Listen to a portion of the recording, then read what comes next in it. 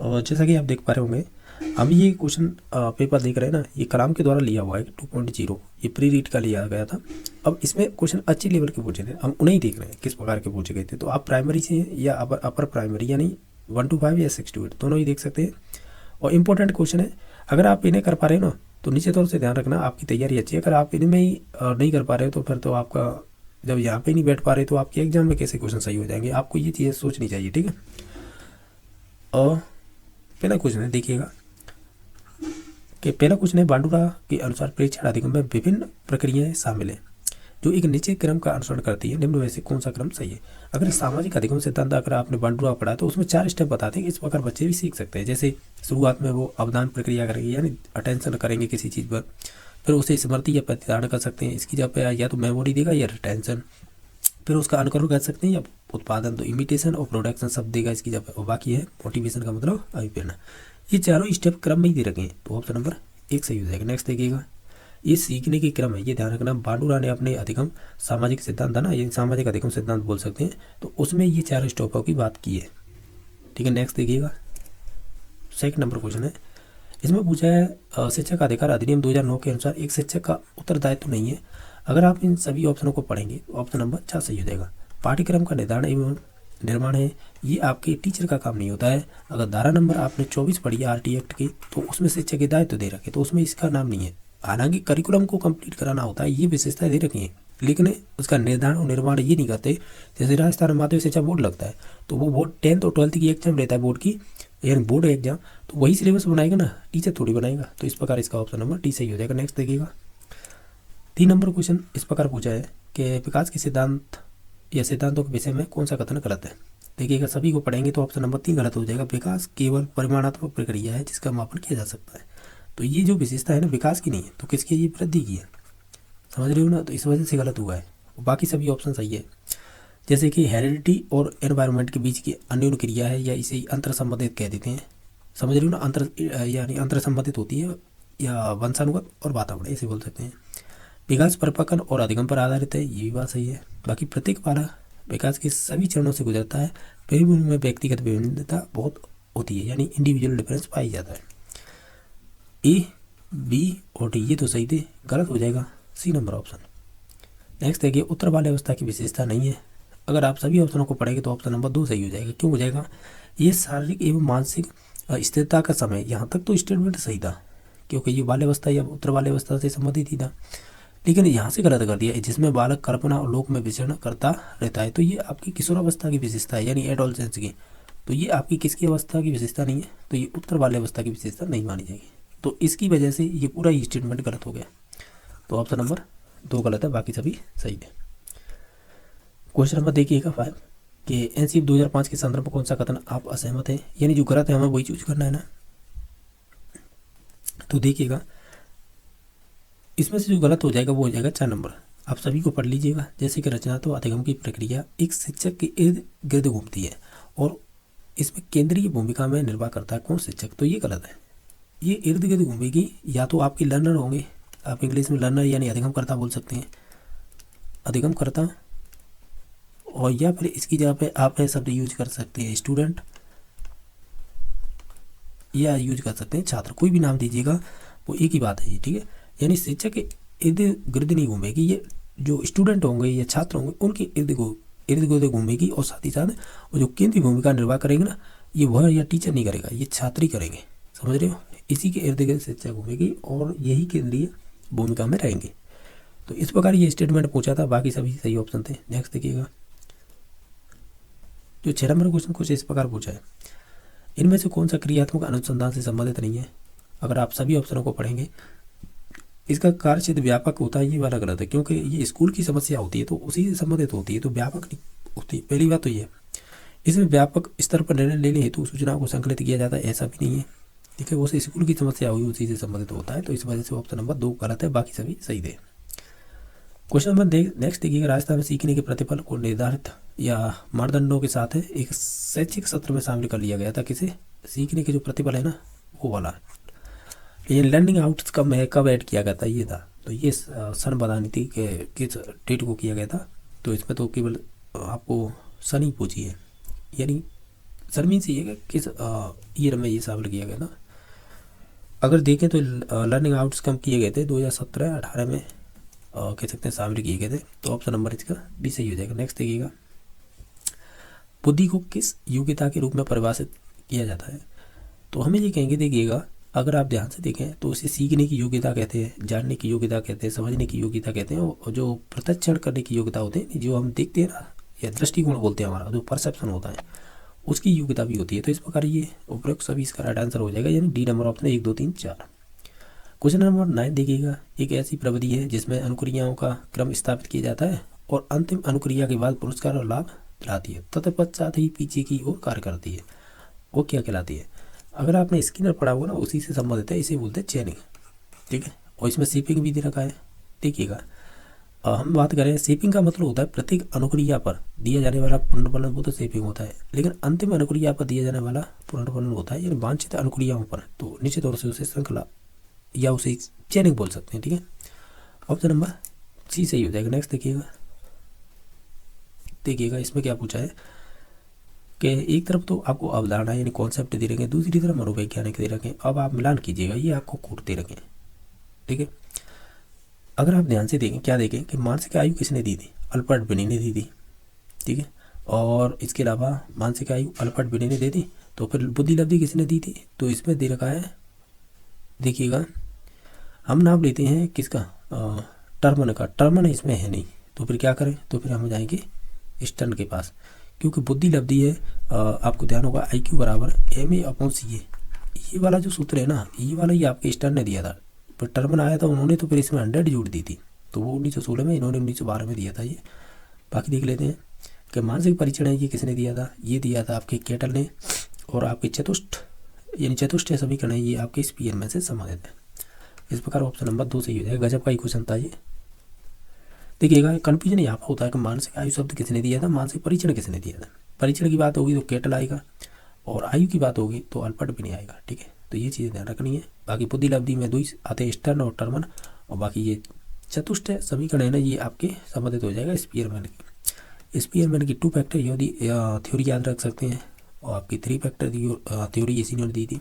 और ये आपकी चतुष्ट समीकरण है ना, इसे इंग्लिश में क्या करें, ये कह रहा है, देखो यहाँ पर टेट्राड इक्वेशन है, ये भी आपकी स्पीयरमैन ने दी थी। तो इसका ऑप्शन नंबर 2 सही हो जाएगा।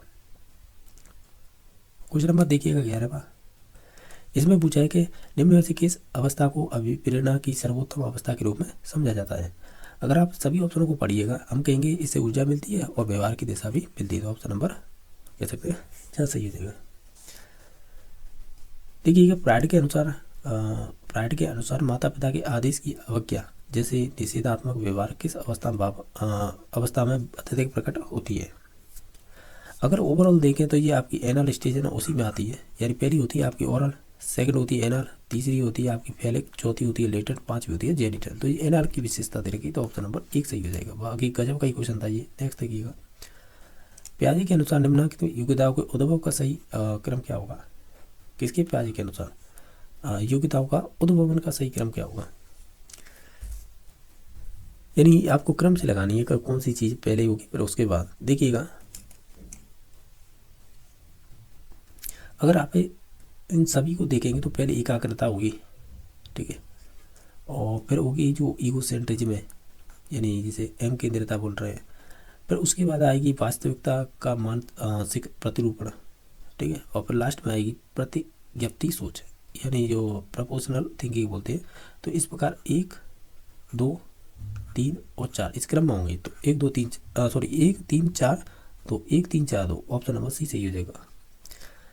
नेक्स्ट क्वेश्चन नंबर देखिएगा कि ये इसमें पूछा है कि जो ऑलपोर्ट के अनुसार है व्यक्ति के शील गुणों का सही युग्म कौन सा होगा। यानी जो आपके ऑलपोर्ट थे ना, उन्होंने शील गुणों का सिद्धांत दिया था, उनमें बताइएगा जो शील गुण का युग्म, यानी उन्होंने प्रकार बताए थे। सिंपल सा लॉजिक ये है कि जैसे कि इसमें दे रखे हम उसी आधार पर देख लेते हैं। उन्होंने बताए थे मौलिक गुण होते हैं, जैसे महात्मा गांधी में होता है अहिंसा का गुण है, और आपकी तानाशाह रहा था ना, वो कौन रहा था, तो उसका तानाशाह का गुण हो गया। ये क्या है, मौलिक गुण है, ठीक है। जैसे केंद्रीय गुण होते हैं कुछ, और आपके गुण भी होते हैं, तो इस प्रकार इन्होंने डिवाइड कर रखी थी, ठीक है। तो ऑप्शन नंबर ए सही हो जाएगा। हालांकि ये गजब के क्वेश्चन और भी बनते हैं इनके प्रकारों को लेकर, तो यही मेन थे जो उन्होंने डिवाइड कर रखे थे। क्वेश्चन नंबर नेक्स्ट है, निम्न में से किसका संबंध है आगमनात्मक तर्कणा से है। तो अगर आप इन सभी ऑप्शनों को ध्यान से देखेंगे, हम जाएंगे ऑप्शन नंबर बी में, यानी बहुत से परीक्षणों से निष्कर्ष निकालना, ये कहीं ना कहीं हमारा इंडक्टिव रीजनिंग से संबंधित हो जाएगा। ऑप्शन नंबर 2 सही हो जाएगा। नेक्स्ट देखिएगा, एक छात्र रात में अपने दोस्त की बारात में शामिल होना चाहता है, परंतु उसी समय अपने माता पिता के साथ खरीदारी करने भी जाना चाहता है। इस स्थिति को आप क्या कहेंगे? अगर दोनों को देखें तो कहीं ना कहीं उपागम द्वंद्व है, यानी अप्रोच कॉम्प्लेक्ट है। दोनों ही चीज़ें वो पॉजिटिव हैं और इन दोनों में ही द्वंद्व होना, ये उपागम द्वंद्व हो जाएगा। नेक्स्ट देखिएगा कि इसमें कह रहा है निम्न में से कौन सी विशेषता आकलन की नहीं है। अगर आप सभी को देखें पॉइंट्स को, तो हम ये कहेंगे कि इसका संबंध केवल ज्ञानात्मक पक्ष से होता है, ये वाला स्टेटमेंट गलत हो जाएगा, बाकी सभी सही थे। नेक्स्ट देखिएगा, ये कह रहा है व्यक्तिगत भिन्नता में शामिल क्षेत्रों का सही योग कौन सा होगा। अगर आप सभी को देखेंगे तो ये सभी हो जाएंगे, चाहे वो बौद्धिक स्तर पर आधारित भिन्नता हो, चाहे वो गतिवाही कौशल में भिन्नता हो या उपलब्धि में भिन्नता। तो ऑप्शन नंबर 4 सही हो जाएगा। ये कह रहा है निम्नलिखित में से कौन से वंशक्रम नियम का संबंध सोरेनसन से है।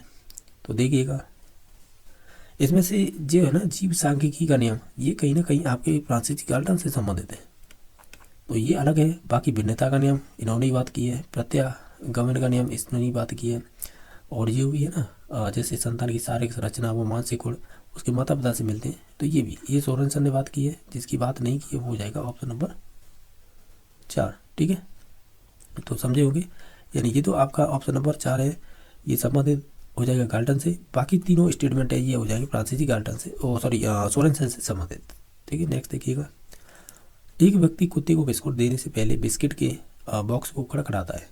जब व्यक्ति बॉक्स को खड़खड़ाता है तो कुत्ते का लार टपकाने लगता है। तो ये बॉक्स का खड़खड़ाना फिल इन द ब्लैंक्स है, और कुत्ते का लार का टपकना ये किस प्रकार का संबंध होगा। देखिएगा, अगर आपने पावलर का शास्त्रीय अनुबंध सिद्धांत अगर ध्यान से पढ़ा होगा ना, तो उससे ही आसानी से पहचान सकते थे। जैसे हम पहले कुत्ते को भोजन देते थे ना, UCS, उससे क्या होता था UCR क्रिया अनुक्रिया होती थी।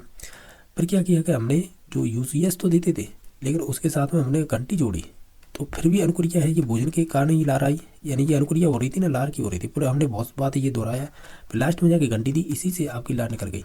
तो यही बॉक्स का खड़खड़ाना है ना, ये एक तरह से घंटी का काम करेगी, इसे बोलेंगे CS, और इसके द्वारा जो अनुक्रिया हो गई उसे बोलेंगे CR।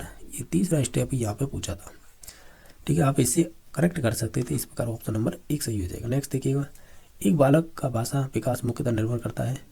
देखिए इन सभी प्रकार का अनुकरण के द्वारा सीख सकता है, अनुबंध के द्वारा, प्रेरणा सभी के थ्रू सीख सकता है। ऑप्शन नंबर 4 सही हो जाएगा।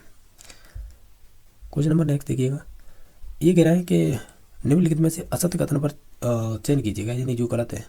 देखिएगा, अगर आप सभी ऑप्शनों को देखें तो हम ये कहेंगे समस्या उस परिस्थिति को कहते हैं जिसके लिए मनुष्य के पास पहले से समाधान हो। तो ये वाला स्टेटमेंट गलत हो जाएगा, बाकी सभी सही थे। क्वेश्चन नंबर नेक्स्ट देखिएगा, 23 नंबर है कि निम्न में से कौन सा संप्रत्यय है जो आपके रचनावादी या रचनात्मक वादी इस पाठ्यचर्या के अनुप्रयोग से संबंधित नहीं है। तो रोजर वाइप हुई है, तो उन्होंने 5 स्टेप बताए थे, 5E मॉडल दिया था, ऐसे बोल सकते हैं। तो इसमें देखिएगा, खोजना आता है, यानी जो एक्सप्लोर है, एक्सप्लेन है, इवोल्यूट है, ये आता है, एक और आता है एलाबोरेट आता है, और एक शब्द और आता है इसके साथ ही एंगेज। ये 5 स्टेप होते हैं E से संबंधित, जिन्हें कहते हैं 5E।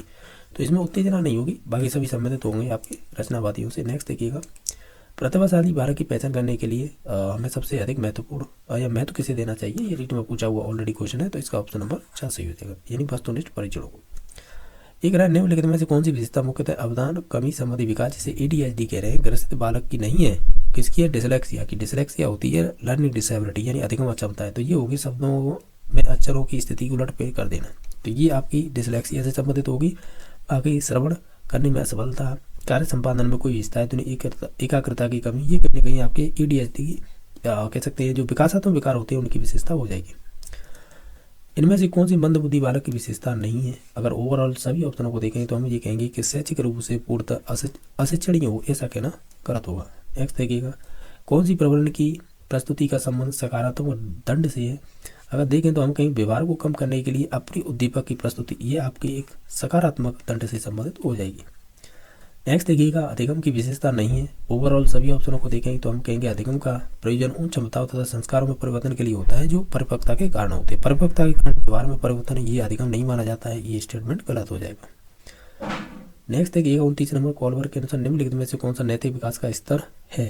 तो इसमें से हो जाएगा फर्स्ट रूढ़िगत नैतिकता रखना, जैसे कह रहे हैं पोस्ट कन्वेंशनल मॉरलिटी। तो ऑप्शन नंबर बी सही हो जाएगा। क्वेश्चन नंबर नेक्स्ट देखिएगा, अधिगम के संप्रति निर्माण एवं समस्या समाधान जैसे घटक किसके द्वारा प्रतिपादित किए गए थे? तो ये किए गए थे आपके कहीं ना कहीं संज्ञानवादी, कौन है,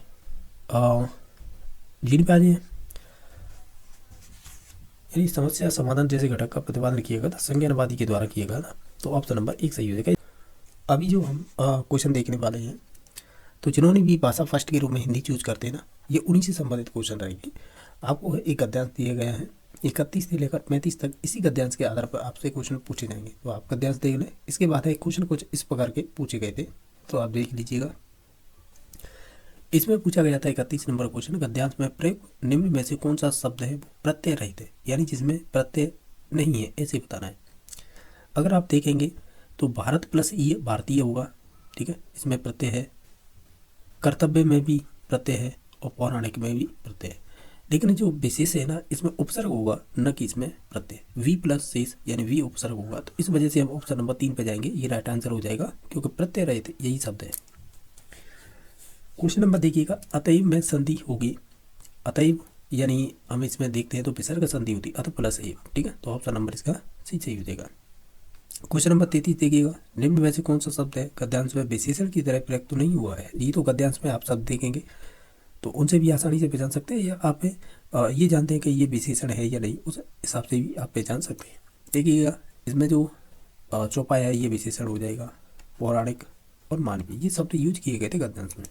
जो नहीं यूज किया गया था तो वो था सहयोग। तो ऑप्शन नंबर सी सही हो जाएगा, जो विशेषण नहीं है, ओवरऑल ये है कहना। क्वेश्चन नंबर देखिएगा 34, इसमें से बैल का पर्यायवाची है, तो इसमें से हो जाएगा वृषभ। तो ऑप्शन नंबर बी सही हो जाएगा। नेक्स्ट देखिएगा, सर्वोपरि में समास कौन सा होगा?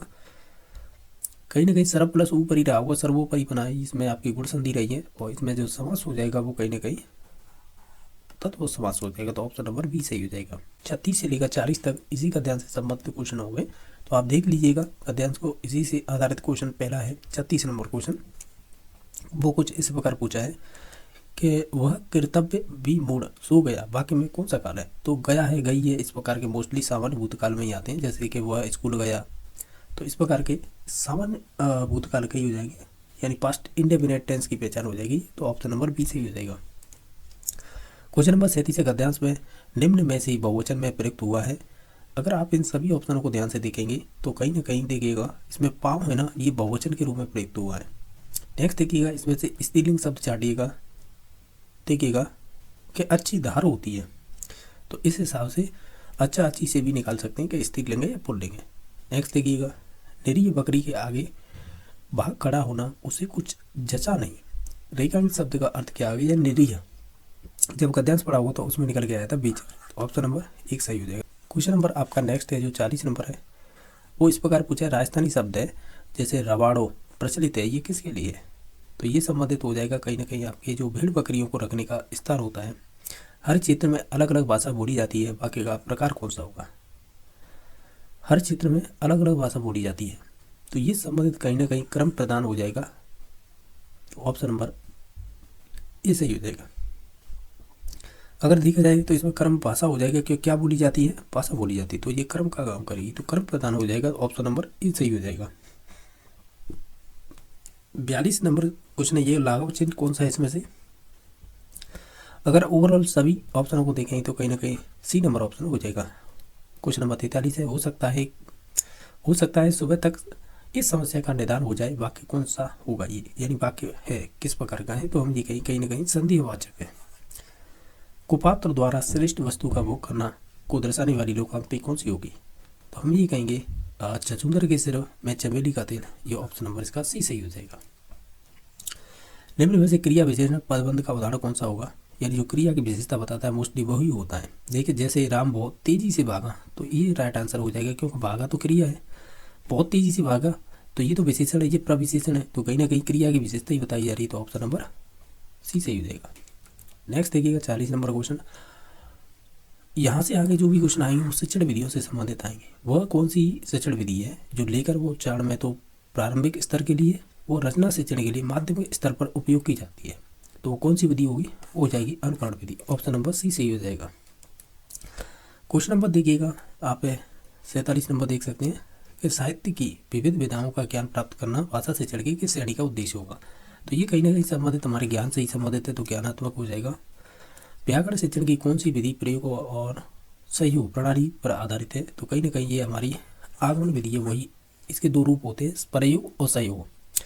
इसी प्रकार आपकी जो जैसे ये तो आगमन विधि के दो रूप माने जाते हैं और ये परीक्षा में बने हुए क्वेश्चन है। एक होती है पाठ्य पुस्तक और सूत्र प्रणाली, तो ये आपकी होती है निगमन विधि के दो रूप। ठीक है, नेक्स्ट देखिएगा। इसमें से आपको सुमेलित करना है 49 नंबर क्वेश्चन। जैसे कि इसमें दे रखा है, जैसे गद्य शिक्षण है, इसका संबंध होगा आपके मौनवाचन से।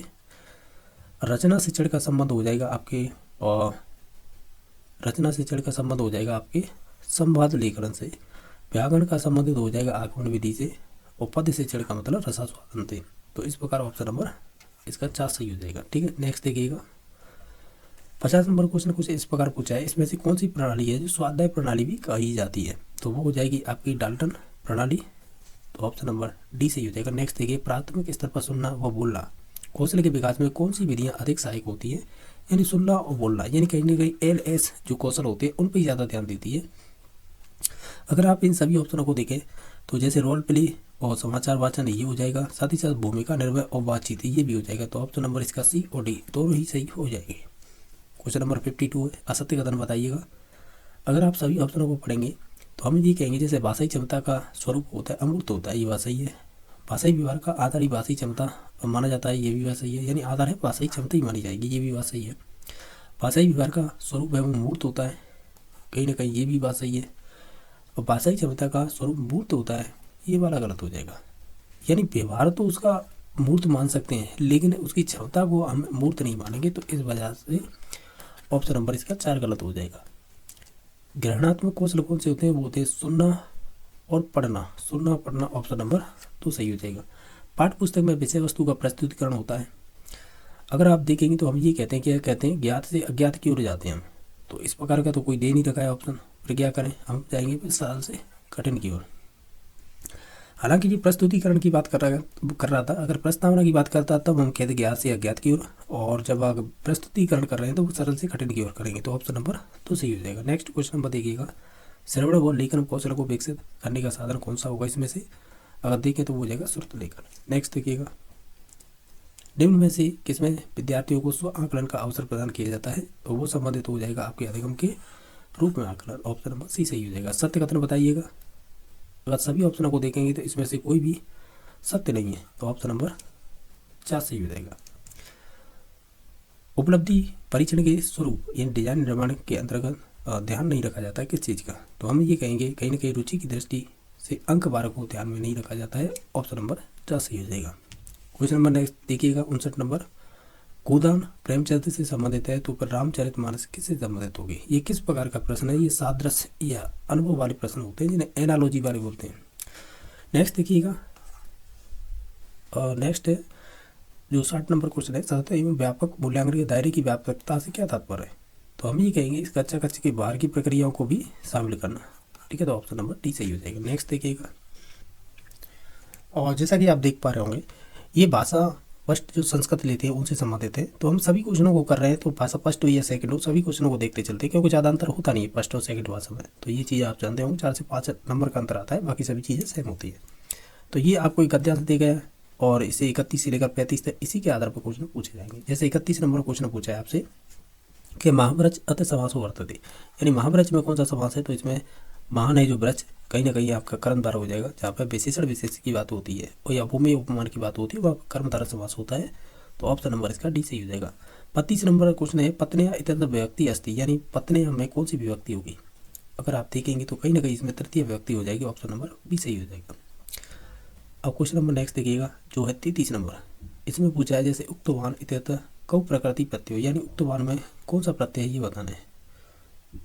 अगर आप देखेंगे इसे ध्यान से तो इसमें तो वचतु धातु हो जाएगी और इतवतु या इसे कतवतु बोल दे तो वही की बात है, तो इसमें ये प्रत्यय हो जाएगा। नेक्स्ट है 34 नंबर क्वेश्चन, उड्डीय अस्य संधि विच्छेद स्यात्, यानी उड्डी का संधि विच्छेद क्या होगा, तो इसका हो जाएगा आपका उद प्लस डी, ऑप्शन नंबर ई सही हो जाएगा। ठीक है, क्वेश्चन नंबर 35 है, एकस्मिन् अस्य विशेष्य पदम पद्यांशे वर्तते, यानी एकस्मिन् अस्य विशेष पदम पद्यांशे, यानी विशेष पद कौन सा है इसमें से वो बताना है। तो देखिएगा, जैसे कि हम बात करें, हमें विशेष पदम बताना है। विशेष का मतलब आप जानते होंगे ना, इसका मतलब होता है देखिएगा, अगर इनमें से हमें चूज करना है ना, तो फिर हम जाएंगे वनम पे, यानी बनी बोल सकते हैं। तो ऑप्शन नंबर इसका डी सही हो जाएगा। ये अच्छा ही क्वेश्चन था। नेक्स्ट देखिएगा, फिर से आपको एक फिर से गद्यांश दे रखा है, जिसे 36 से लेकर 39 तक इसी के आधार पर आपसे क्वेश्चन पूछे जाएंगे। देखिएगा, आपको जो पहला क्वेश्चन पूछा है, इसमें पूछा है कि अभवत इत्यस्य पुरुष वचन से चुनता है, यानी अभवत में आपको पुरुष भी बताना है, वचन भी बताना है। तो देखिएगा, हमें ये कह सकते हैं, क्या कह सकते हैं कि ये अन्य पुरुष में आएगा और एक वचन होगा अभवत। ठीक है, तो ऑप्शन नंबर इसका एक सही हो जाएगा। नेक्स्ट देखिएगा, आसीत इति पदम लट लकारे स्यात्, यानी आसीत का हमें लट लकार में रूप चेंज करना है, तो क्या बनेगा ये बताना है। ये बनेगा भविष्यति, ऑप्शन नंबर सी सही हो जाएगा। ये कह रहा है संगठितता इत्यस्य विलोम पदम अस्ति, यानी इसका संगठितता का विलोम क्या होगा या अपोजिट वर्ण क्या होगा ये बताना है। तो ये संबंधित हो जाएगा विकटता, ऑप्शन नंबर बी। पराजय इति पदस्य लिंग निर्धारित, यानी पराजय में कौन सा लिंग है ये बताना है। तो हम ये कहेंगे कहीं ना कहीं इसमें पुल्लिंग हो जाएगा, ऑप्शन नंबर ए सही हो जाएगा। नेक्स्ट देखिएगा, वर्णोच्चारणम स्थानम किम, यानी जो आपकी ढ है, तो इसका उच्चारण स्थान क्या होता है। जैसे हम सूत्र पढ़ते हैं लटूट साना मूर्धा, तो ये कहीं ना कहीं उसी में आता है, तो ऑप्शन नंबर बी सही हो जाएगा। क्वेश्चन नंबर नेक्स्ट है, इसका वाच्य परिवर्तन करना है कि स मिथ्या वदति। तो देखिएगा, इसका वाच्य परिवर्तन करेंगे तो स का हो जाएगा तेन, ठीक है, स का हो जाएगा तेन, मिथ्या का मिथ्या रहेगा, वदति का हो जाएगा तेन के अनुसार उद्यते, ऑप्शन नंबर सी सही हो जाएगा। क्वेश्चन नंबर नेक्स्ट देखिएगा, जो 42 नंबर है कि तत्र रमणीय उद्यानम अस्ति रेखांकित पदवा आधारित कृत प्रश्न निर्माण करता। इस रमणीय के आधार पर आपको इसमें से क्वेश्चन किस प्रकार निर्माण कर सकते हैं वो बताना है।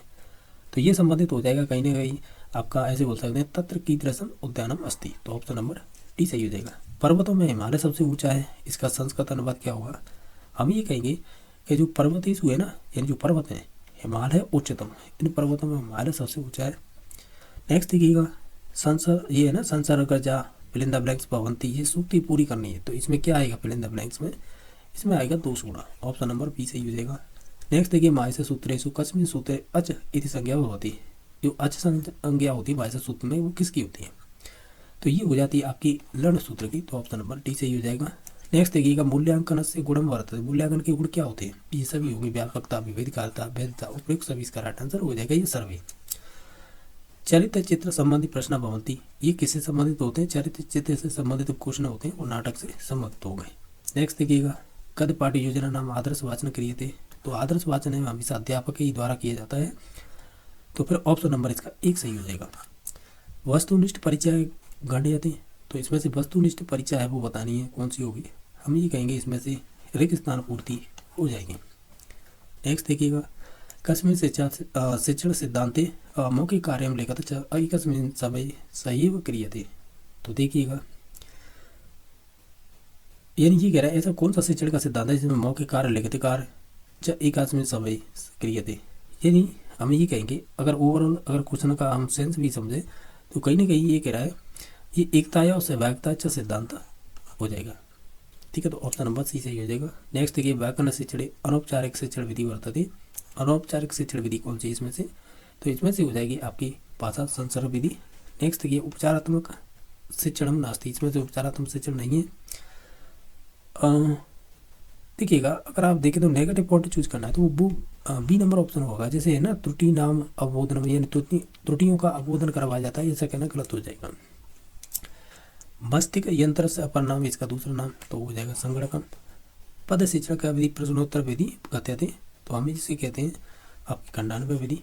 नेक्स्ट देखिएगा कि राजस्थान कस्य कवि रचना प्रहितत्या परिगणता, तो इसमें से हो जाएगी आपकी मागस, ऑप्शन नंबर एक हो जाएंगे। यानी ये कह रहा है कि जो राजस्थान के जो कवि है ना, उनकी रचना है ये वाली, तो ये बताइए किससे संबंधित है, तो ये आपके मार्क्स से संबंधित है। पाठ्यपुस्तकस्य प्रारंभ छात्राणां पूर्वज्ञान से आधारित प्रश्न कथ्यते। तो कहीं ना कहीं हम प्रस्तावना प्रश्न में ही करते हैं ना, पूर्व ज्ञान पर आधारित प्रश्न, तो ऑप्शन नंबर 1 सही हो जाएगा। नेक्स्ट देखिएगा, भाषा शिक्षण कौशलेषु अंतिम कौशलम अस्ति, यानी अंतिम कौशल कौन सा होता है, वो लेखन होगा। पाठ्यपुस्तक नास्ति, पाठ्यपुस्तक की कौन सी विशेषता नहीं है इसमें से। ओवरऑल देखें तो हम ये कहेंगे, क्या कहेंगे कि इसमें से हो जाएगी जैसे भाषा शिक्षण साध्यम, साध्यम नहीं होती है, साधन होती है। नेक्स्ट देखिएगा कि राममूर्ति आयोग कतमी वर्षे परामर्श तत्वमान पाठ्यक्रमे संस्कृत स्थानम करते, जो आपका राममूर्ति आयोग आया था वो कौन सी सन में आया था, तो ये पर्टिकुलर पूछा है, तो ये आया था आपका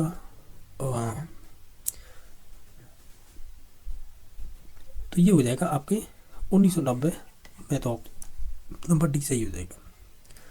क्वेश्चन नंबर नेक्स्ट देखिएगा, इसमें पूछेगा वाचने कुशलताया परिचयम अस्याम परिचयम भवति, तो ये संबंधित हो जाएगा मौखिक परिचय, ठीक है, तो ऑप्शन नंबर इसका ए सही हो जाएगा। अगर आप देख पा रहे होंगे तो ये आपकी भाषा सेकंड के रूप में जो संस्कृत लेते हैं ये उनसे संबंधित क्वेश्चन है, लेकिन इन पेपर में जो कलाम का 2.0 हुआ था तो उसमें संस्कृत और के दोनों पेपर है ना, फर्स्ट सेकंड भाषा में लेते हैं, तो वो दोनों के क्वेश्चन समान रख दिए थे, जिनमें अंतर था वो हम देख रहे हैं। देखिएगा ये सेम क्वेश्चन हमने फर्स्ट भाषा में कर लिए थे, तो इसमें अंतर देखिएगा यहाँ पे आता है। जैसे कि इसमें एक आपको पद्यांश दिया हुआ है जो आपको 66 से लेकर 77 क्वेश्चन इसी के आधार पर करने होंगे, ठीक है, जिसमें से आपका 66 नंबर क्वेश्चन है वो देखते चलिएगा किस प्रकार पूछे, जिसमें से आपका 66 नंबर क्वेश्चन इस प्रकार पूछे, कह रहे हैं ना, अयम 80 संधि विच्छेद, यानी इसका संधि विच्छेद करना है, क्या होगा स्वयं का। अगर आप देखेंगे तो इसका संधि विच्छेद हो जाएगा कुछ इस प्रकार, नहीं हो सकता है क्या, जैसे सह प्लस अयम तो स्वयं हो जाएगा, ठीक है, तो ऑप्शन नंबर इसका बी सही हो जाएगा। नेक्स्ट देखिएगा, ये कह रहा है राणा प्रताप दृश्यम या दृश्यम अस्य समास विग्रह, राणा प्रताप दृश्यम का समास विग्रह क्या होगा, तो इसका समास विग्रह हो जाएगा कहीं ना कहीं राणा प्रतापेन दृश्यम, ऑप्शन नंबर इसका सी सही हो जाएगा। नेक्स्ट देखिएगा कि विगतम अत्र प्रकृति प्रत्यय विभाग करता, इसका प्रकृति प्रत्यय बताना था, वो हो जाएगा बी प्लस गम प्लस इत प्रत्यय। ये कह रहा है कि बेजती राणा प्रतापो महान रेखांक पति विभक्ति अस्ति, यानी इसमें कौन सी विभक्ति ये बताना है, तो ये संबंधित हो जाएगी कहीं ना कहीं प्रतिभा। श्लोक है, यानी श्लोक अस्मिन छंदो वर्तते, यानी उसमें छंद कौन सा था, तो ये संबंधित हो जाएगा कहीं ना कहीं आपके साधल विक्रीतम, ऑप्शन नंबर 1 सही हो जाएगा। बाकी सभी जो आपके पहले यानी फर्स्ट भाषा थी उसमें संबंधित, इसमें सभी क्वेश्चन मोस्टली सभी समान है, जो अलग है मैं उन्हें कराते चल रहा हूँ साथ ही साथ, ठीक है। जैसे ये लिख रखा है 73 नंबर क्वेश्चन देखिएगा, इसमें पूछा ये बताइए कि ये लिखा हुआ है तो इसे बताइए संस्कृत में कैसे लिखेंगे। ये 9.5 लिखा हुआ है और 9.5 को बोलते हैं सार्ध, मतलब आधा नव पात्रम, 9.5 बज चुके हैं, तो ऑप्शन नंबर डी सही हो जाएगा। और कोई है, बाकी तो सभी सेम ही क्वेश्चन चल रहे हैं, यानी फर्स्ट और सेकंड जो संस्कृत चूज करते हैं ना, तो इन्होंने जो पेपर बनाया उनमें सभी चीज़ें कॉमन रखी है, एक आध दो क्वेश्चन चेंज किए, बाकी हमने सभी देख ली थी। जो अभी हम क्वेश्चन देखने वाले हैं वो सामाजिक अध्ययन से संबंधित जो आपके 60 क्वेश्चन किस प्रकार के पूछे थे वो देख रहे हैं। सिंधु घाटी सभ्यता के किस स्थल से गोदीवाड़ा डॉकयार्ड के साथ प्राप्त हुए थे, वो लोथल गुजरात से। कौन सा वेद है जो गद्य पद दोनों में लिखा गया था, वो यजुर्वेद हो जाएगा, ऑप्शन नंबर बी सही हो जाएगा। महात्मा बुद्ध के शरीर त्यागने की घटना को कहा जाता है तो उसे हम कहते हैं महापरिनिर्वाण, तो ऑप्शन नंबर सी सही हो जाएगा। ये कह रहा है कि जैसे महाजन पदकालीन गणराज्यों से संबंधित कौन सा विकल्प असंगत है, यानी जो गलत है हमें वो चूज करना है, तो ऑप्शन नंबर इसका जैसे है ना क्या लिख रखा है पिपीली1 जो मल्ल से संबंधित है, ये वाला गलत हो जाएगा, बाकी सभी सही थे। निम्नलिखित में से कौन सा मौर्य प्रशासन में आय व्यय का ब्यौरा रखता था, ये संबंधित हो जाएगा कहीं ना कहीं समाहर्ता। नेक्स्ट देखिएगा चंद्रगुप्त द्वितीय के नवरत्नों में कौन शामिल नहीं था। ओवरऑल सभी को देखें ऑप्शन को, तो इसमें आर्यभट्ट शामिल नहीं था। निम्नलिखित में से किस ग्रंथ के रचयिता हर्षवर्धन नहीं रहे थे, तो इसमें से हो जाएगा आपका यही हो जाएगा हर्ष रचित। इनमें से कौन सा मंदिर जावा में स्थित नहीं है, तो वो संबंधित हो जाएगा आपका कहीं ना कहीं ब्योंग या ब्योंग बोल देते हैं, तो ऑप्शन नंबर डी सही हो जाएगा। नेक्स्ट देखिएगा इनमें से असत्य कथन बताना था जो गलत है वो 3 नंबर हो जाएगा। ये है ना संत रहतास रामानुजाचार्य के शिष्य थे, ये वाला स्टेटमेंट गलत हो जाएगा, बाकी सभी सही थे।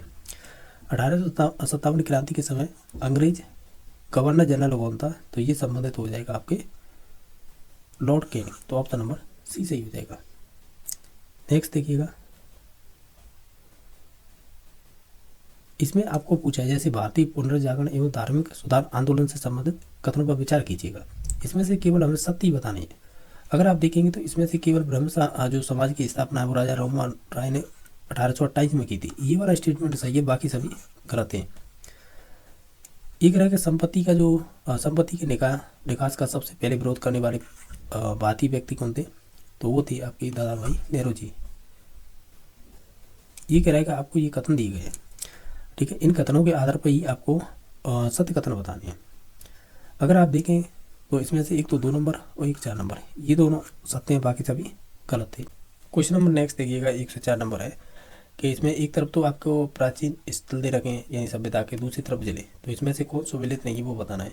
भालातल है ये आपके उदयपुर से संबंधित है, गणेश्वर सीकर से हो जाएगा, चंद्रावती सिरोही से, लेकिन जो गलत होगा वो जो पचमता है वो आपके चित्तौड़गढ़ से संबंधित नहीं है। नेक्स्ट देखिएगा निम्नलिखित में से किस शासक को भूला बिसरा राजा या विस्मृत नायक कहा जाता है, तो वो आप चंद्रसेन हो जाएंगे, तो ऑप्शन नंबर बी सही हो जाएगा। आगवा के ठाकुर खुशहाल सिंह की सेना ने कौन से स्थान पर जोधपुर के राज्य की सेना को परास्त कर दिया था, तो ये संबंधित हो जाएगा आपका पिथौरा का युद्ध। क्वेश्चन नंबर देखिएगा 107 है कि सीकर में संपन्न जाट प्रजापति महायक 1934 के समय सीकर का शासक कौन था, तो ये संबंधित थे Kalyan Singh, option number B सही हो जाएगा। नेक्स्ट देखिए राजस्थान के एकीकरण के समय संयुक्त बृहद राजस्थान अस्तित्व में कब आया था, ये संबंधित हो जाएगा आपका 15 मई 1949 को। 84 कब्बों की छतरी कहाँ पर स्थित है, तो ये संबंधित हो जाएगी आपकी पुणे में। ढोल नृत्य किस क्षेत्र से या कौन से क्षेत्र से संबंधित है, तो ये संबंधित हो जाएगा जालौर से। परंपरागत चतुवर्ण और व्यवस्था में श्रमिकों को 5वें वर्ण के रूप में किसी में सम्मिलित किया गया है, तो ये संबंधित हो जाएगा कहीं ना कहीं संत पीपा को। नेक्स्ट देखिएगा इनमें से कौन सा सुसरवाद यंत्र है, तो ये संबंधित हो जाएगा अलगूजा। कौन सा आभूषण स्त्रियों द्वारा सिर पर पहना जाता है, तो ये पहना जाता है आपका मेवंत। निम्नलिखित में से कौन सी एक भारतीय संविधान की विशेषता नहीं है, अगर ओवरऑल सभी को देखें तो हमें ये कहेंगे संसदीय संप्रभुता। अवसर की समानता अनुच्छेद किससे संबंधित है, तो ये आपके संबंधित ऑप्शन नंबर 16 से संबंधित हो जाएगी, माफी चाहेंगे 14 गलत लगाती है। अवसर की समता का अधिकार है, ये आपका अनुच्छेद नंबर 16 से संबंधित है। नेक्स्ट देखिएगा कि राष्ट्रीय बाल अधिकार संरक्षण आयोग की स्थापना कब की गई थी, ये संबंधित हो जाएगी 5 मार्च 2007 को। इनमें से हमारा एक मौलिक कर्तव्य नहीं है, तो हम ये कहेंगे जो व्यक्ति की गरिमा और राष्ट्र की एकता अखंडता की रक्षा करना। इसमें से राष्ट्रीय मतदाता दिवस कब मनाया जाता है, तो ये संबंधित हो जाएगा 25 जनवरी को। संसद के दोनों सदनों की संयुक्त बैठक की अध्यक्षता कौन करता है, ये हो जाएगा लोकसभा अध्यक्ष। नेक्स्ट देखिएगा कि 2022 में होने वाले राष्ट्रपति निर्वाचन में मत मूल्यों का निर्धारण कौन सी जनगणना के आधार पर किया जाएगा, तो ये संबंधित किया जाएगा 1971 के। उच्चतम न्यायालय में संवैधानिक मामलों की सुनवाई करने वाली पीठ में न्यायाधीशों कम से कम कितनी संख्या होना आवश्यक है, तो कम से कम होना आवश्यक है 5। राजस्थान की कौन सी विधानसभा के सदस्यों की संख्या 200 यानी सर्वप्रथम 200 निर्धारित की गई थी, तो ये की गई थी आपकी 6ठी में। नेक्स्ट देखिएगा कि 73वीं संविधान संशोधन द्वारा किए गए प्रावधानों के अनुरूप राजस्थान सरकार ने अधिनियम पारित कर इसे राज्य में कब लागू किया था, ये किया था 23 अप्रैल 1994 को। इनमें से कौन सा कथन असत्य है, तो ये है ना पृथ्वी की परिभ्रमण गति है वो ध्रुवों पर अधिकतम होती है, तो ये वाला स्टेटमेंट गलत हो जाएगा। ये कह रहा है चिनुक हवा कौन से पर्वत के सहारे चलती है, तो ये चलती है रॉकी पर्वत की। इनमें से एक चक्रवातों की विशेषता नहीं है, तो ये संबंधित हो जाएगी केंद्र से परिधि की ओर वायुदाब का घटना, तो ये वाला स्टेटमेंट गलत हो जाएगा। इनमें कॉपेन द्वारा उष्ण शीतोष्ण आर्द्र जलवायु हेतु संकेत के रूप में प्रयुक्त किया गया है, वो संबंधित हो जाएगा सी। क्वेश्चन नंबर देखिएगा 128 कौन सा कथन है असत्य है, अगर ओवरऑल देखें तो अम्ल वर्षा का मान या पीएच होता है वो 5 से 7.5 होता है, ये वाला गलत है, मतलब 5 से कम होना चाहिए। नेक्स्ट देखिएगा मेरी मिसमी अबोर व डाफला पहाड़ियाँ किस भाग का भाग है या किससे संबंधित है, तो ये संबंधित हो जाएगी उप हिमालय की।